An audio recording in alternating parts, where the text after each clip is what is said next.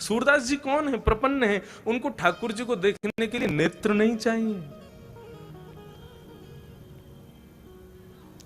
परम सत्य श्रीनाथ जी का नाम उनके हृदय में विराजमान है, उस नाम से ही वे दर्शन कर लेते हैं। श्रीनाथ जी कैसे?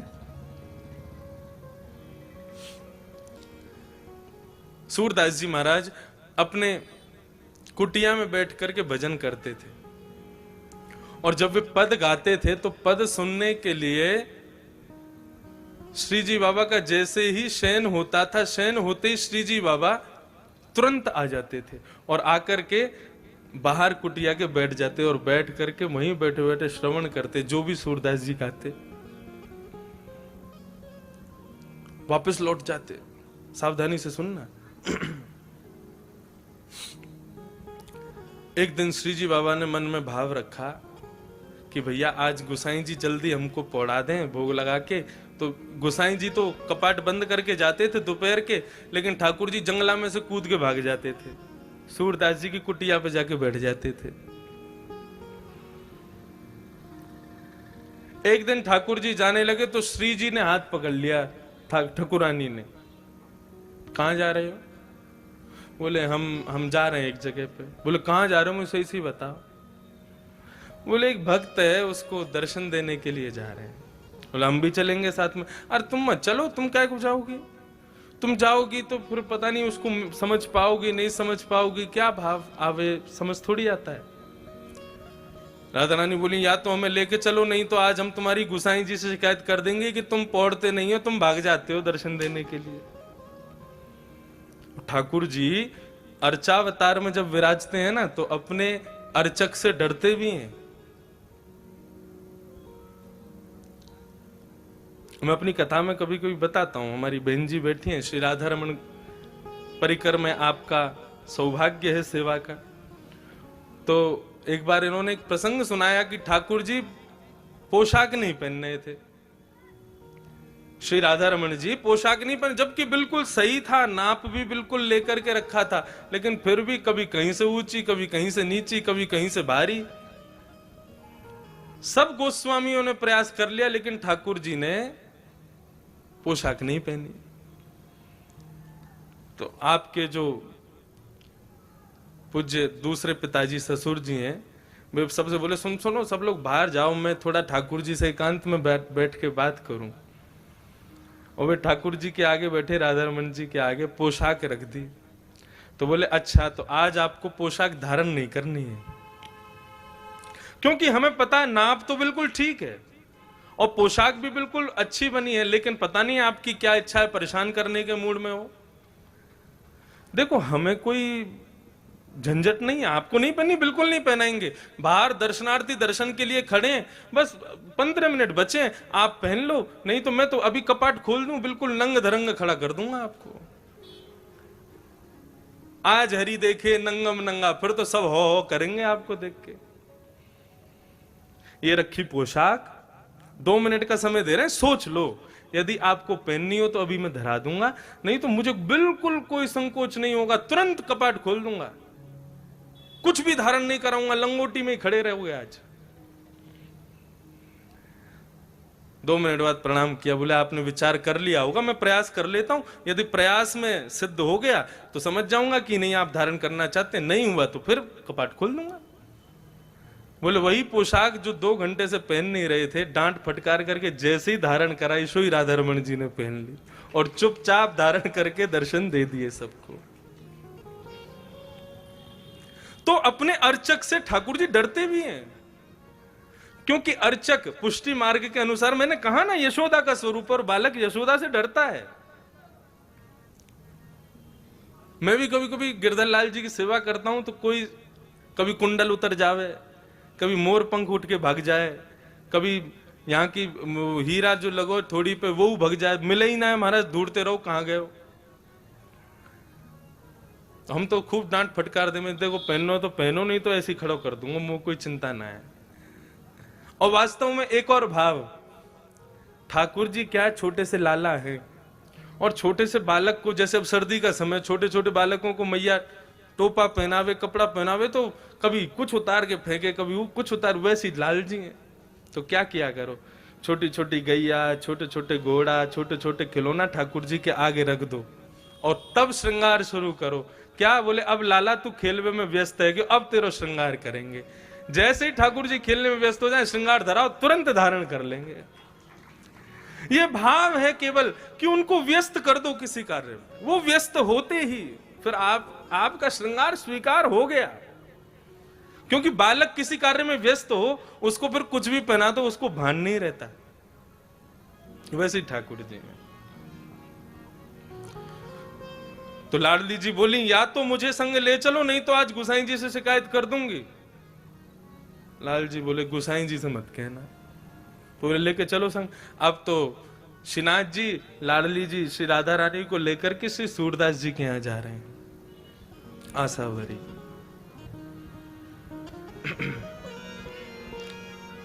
सूरदास जी की कुटिया में जाकर के दोनों प्रिया प्रियतम अविराजित हुए हैं और दोनों इतने भाव से सूरदास जी के पद को श्रवण कर रहे हैं, लेकिन सूरदास जी को नहीं पता कि ठाकुर जी मेरे सामने बैठे हैं। पद का गान करते करते करते करते करते दोनों प्रिया प्रियतम ऐसे भावावेश में आ गए कि भूल गए कि हमें वापस दर्शन देने जाना है।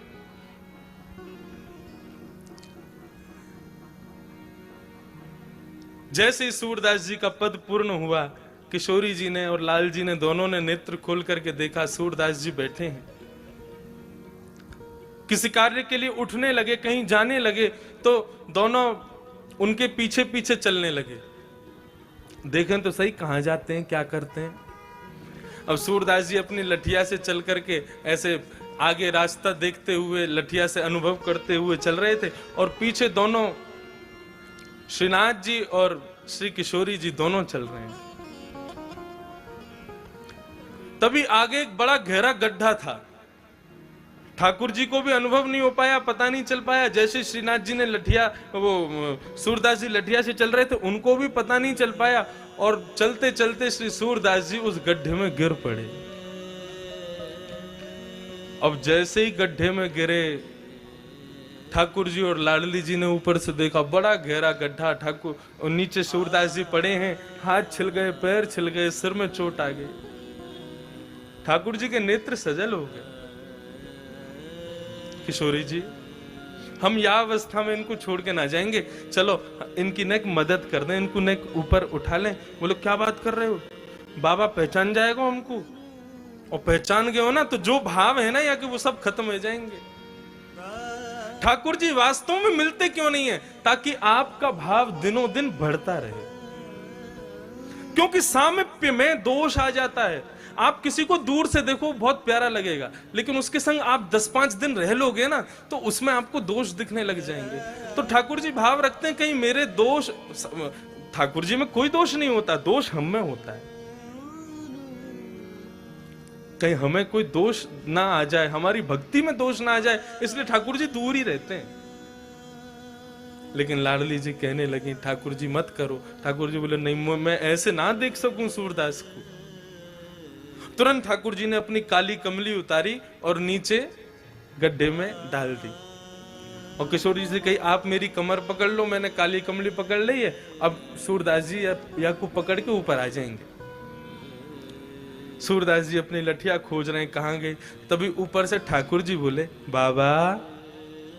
और जैसे ही बाबा शब्द सुना है, सूरदास जी ने रोम रोम नृत्य करने लगा। जितनी पीड़ा थी सब दूर हो गई, नेत्रों में मानो आंसू छलक पड़े हों। बोले, ये स्वर तो मेरे श्रीनाथ बाबा का ही हो सकता है। हाँ भाई, कौन है भैया? बोले, भैया बाबा हम यही ब्रजवासी हैं, गैया चरावे जामे, आपको पड़ो भयो देखो तो सोची ने आपकी मदद कर दें। हाँ भैया, बड़ो भलो करेगो ठाकुर तेरो। भैया कैसे आऊं ऊपर? बोले, मैंने अपना पटका डाल दिया नीचे, आप बाकू पकड़ के ऊपर आ जाओ। सूरदास जी उस पटके को पकड़ रहे हैं और यहां से लाडली जी ठाकुर जी को खींच रहे हैं, ठाकुर जी सूरदास जी को ऊपर खींच रहे हैं। क्या स्वरूप है। सूरदास जी के मन में भाव आ गया, जैसे ही पटका पकड़ा उसकी सुगंधी को जब अपनी नासिका से ग्रहण किया, बिल्कुल दृढ़ निश्चित हो गए कि ये तो ठाकुर जी हैं और कोई नहीं हो सकता।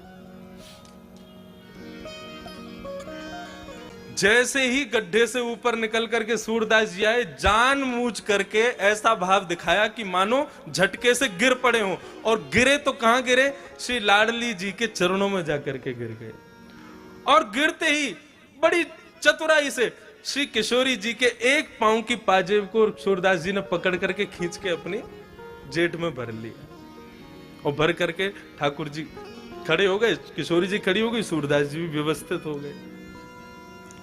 ठीक है बाबा, अब तुम बाहर आ गए हो, अब पीछे को मत जाइए, गड्ढा तुम यहाँ चले जाओ। और ठाकुर जी ने किशोरी जी को हाथ पकड़ो, जल्दी चलो, गोसाई जी दर्शन खोल देंगे, नहीं मिले तो बहुत डांट पड़ेगी। अब किशोरी जी जैसे ही चली, तो चलते ही एक पांव की तो छम आवे आवाज, दूसरे पांव की आवाज ही नहीं। किशोरी जी ने नीचे देखी, बोले हमारी पाजेब कहाँ है? अब तो ढूंढने लगे तो दूरी दिख गई, बोले पाजेब हाथ में लटक रही है सूरदास जी के। किशोरी जी बोली मेरी पाजेब रह गई है। ठाकुर जी बोले दूसरी दिलवा देंगे, चलो। वो नामों को तो वही चाहिए जो सूरदास जी पे। बोले तुम फंसवाओगे आज, सूरदास बाबा तो जन कब छोड़ेगा, लेकिन आज गोसाई जी बहुत डांट लगाएंगे। किशोरी जी बोली हमको तो वही पाजेब चाहिए। तो बोले तुम ही लिया। बोले मुंह को डर लगाया बाबा थे, मैं ना जाऊंगी, तुम ही मांगो। लाडली जी तो चाह रही है कि ये कृपा आज कर ही दे इनके ऊपर। ठाकुर जी फिर से गए, बाबा हाँ हाँ भैया बोलो, वो हमारी एक पाजेब आपके पास रह गई है, आप कृपा करके हमको प्रदान कर दो। ठाकुर जी बोले, वो सूरदास जी बोले भैया मैं कैसे मान लूं ये पाजेब तुम्हारी है? अब भैया मैंने तुम्हें दे दी और फिर कोई आयो कि बाबा मैंने तुम्हारी सहायता करी, मेरी पाजेब गिर गई, तो मैं तो झूठो है जाऊंगा। ठाकुर जी बोले तो आपको पता कैसे चलेगी कि या की दूसरी पाजेब कौन के पास? आप पे आंख तो है ना? बोले आंख ना है लेकिन हाथ तो है ना, अनुभव कर लूंगा मैं। तो बोले क्या करोगे? बोले दूसरी पाजेब जो है का है, वो मेरे हाथन के आगे आप चरणन में धारण करके ही दे दो, मैं वह पाजेब को हाथ से स्पर्श कर लूंगा, सो दूसरी पाजेब पहना दूंगा। किशोरी जी मुस्कुरा गए, बोले सूरदास जी समझ गए कि ये ठाकुर जी पधारे हैं। ठाकुर जी बोले आओ। अब तो किशोरी जी आगे आई, आगे आकर के खड़ी हुई, सूरदास जी से कही सूरदास जी नीचे बैठो, नीचे देखो, एक पाजेब देख लो और दूसरे पाँव में पहना दो।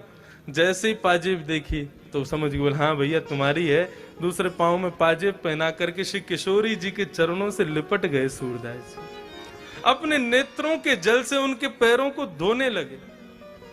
बोले कृपा करो प्रभु, मैं पहचान गया हूं आप पधारे हो मुझ पे कृपा करने। किशोरी जी ने सूरदास जी को उठाया और ठाकुर जी, किशोरी और सूरदास जी तीनों को आलिंगन किया।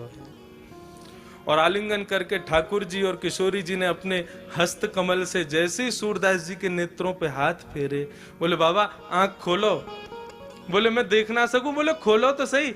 जैसे ही नेत्र खोले तो श्रीनाथ जी राधा रानी के संग में सामने खड़े हुए हैं। बोला भक्त वत्सल भगवान की।